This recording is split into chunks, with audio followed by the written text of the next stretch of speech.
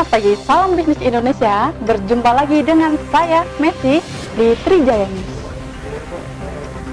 Pagi ini, saya akan sampaikan mengenai market loss news terlebih dahulu.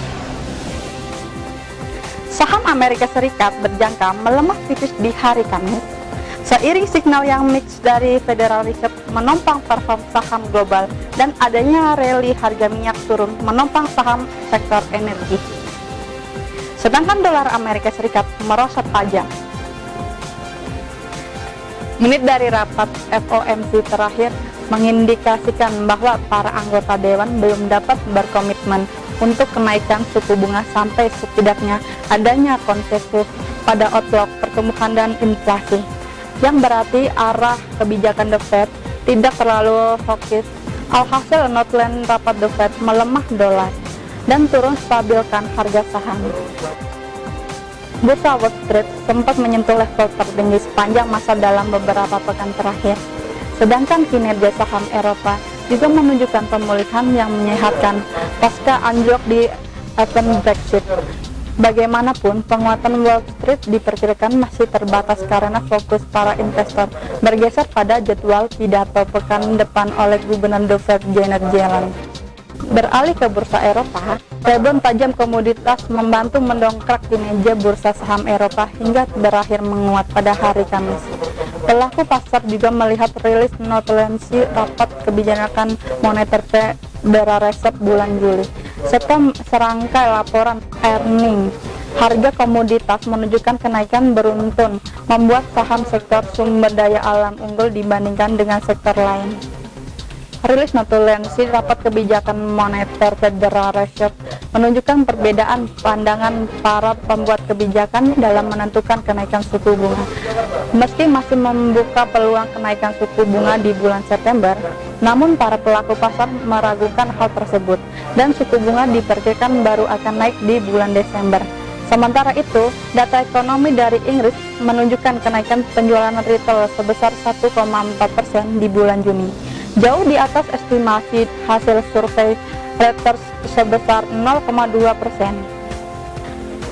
Beralih ke komoditi, harga minyak menguat di awal perdagangan Asia pada hari Jumat karena isu pembatasan produksi oleh para produsen utama mulai dapatkan sentimen positif. Meskipun pasar masih dihantui oleh berlanjutnya kondisi melebihi pasokan, harga minyak WTI untuk kontrak September menguat 0,12% ke level $48,30 pada pukul 7.50 WIB. Harga minyak kemarin ditutup untuk menguat dalam 6 sesi beruntun, melonjak lebih dari 15% pada sesi tertingginya harga minyak Amerika Serikat. Sedangkan berita dari Forex, dolar berada di jalur untuk perlemahan mingguan kedua terhadap mata uang utama sejak bulan April karena para trader yang terlebih ragu terhadap upaya Federal Reserve untuk kenaikan suku bunga dalam waktu dekat. Kepala analis di BNP Paribas di New York mengatakan bahwa dolar terus kehilangan daya tariknya karena masih yang enggan untuk kenaikan perkiraan untuk kenaikan suku bunga dalam waktu dekat. Untuk indeks harga saham gabungan dibuka pada posisi 5468,013. Saat ini mengalami pelemahan sebesar 0,607 poin atau sekitar 0,1% pada 546,0843 rupiah. Indeks Nikkei dibuka bergerak naik sebesar 30,52 poin atau sekitar 0,19% di 16516,53 yen. Sedangkan untuk indeks Hang Seng dibuka pada posisi 23085, saat ini mengalami penguatan sebesar 13,84 poin atau sekitar 0,06% pada 23037 rupiah. Beralih ke Forex, perdagangan USD, Euro melemah 14 poin di posisi 1,1339. GBP pound sterling bergerak turun 32 poin di posisi 1,3138. Japanese yen melemah sebesar 42 poin di posisi 100,31. Sedangkan Swiss franc bergerak turun 13 poin di posisi 0,9555. Aussie bergerak turun sebesar 39 poin di posisi 0,7647.